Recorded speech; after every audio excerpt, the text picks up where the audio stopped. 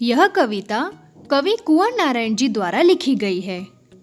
इस कविता के माध्यम से कवि यह बताना चाहते हैं कि कई बार कोई भी बात या रचना बहुत ही सीधी होती है, लेकिन हम लोग भाषा यानी कि कठिन शब्दों को इस्तेमाल करने के चक्कर में उस बात को पेचीदा या कठिन बना देते हैं। प्रस्तुत कविता में भी कवि अपनी बात या भावों को कविता के रूप में प्रकट करना चाहते थे। उनकी बात थी तो बहुत सीधी सी, पर सही भाषा का इस्तेमाल करने के चक्कर में उनकी बात टेढ़ी और मुश्किल हो गई। सही बात को बताने के लिए उन्होंने भाषा को उल्टा पलटा, तोड़ा मरोड़ा, घुमाया और फिराया, लेकिन बात सीधी होने की बजाय और उलझती चली गई।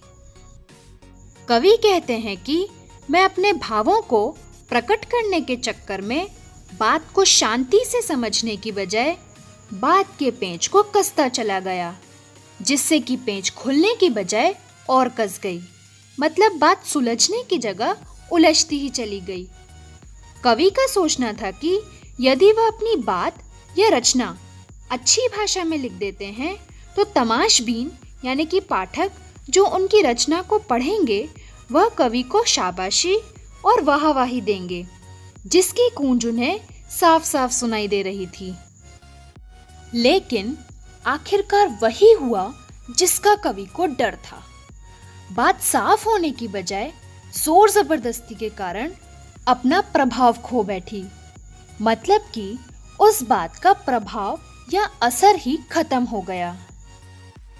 पेंच और कील में बस यही अंतर है कि पेंच को घुमाया जाता है क्योंकि उसमें चूड़ी होती है, और कील को ठोका जाता है क्योंकि उसमें चूड़ी नहीं होती।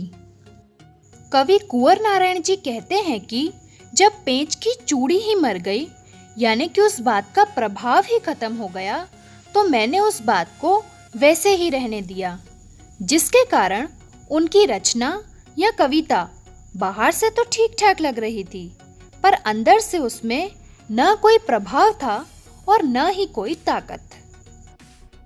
कवि की बात या रचना जो उनके साथ खेल रही थी, जब उसने कवि को पसीना पोंछते देखा तो उनसे पूछा कि क्या तुमने कभी आसान भाषा का प्रयोग करना नहीं सीखा?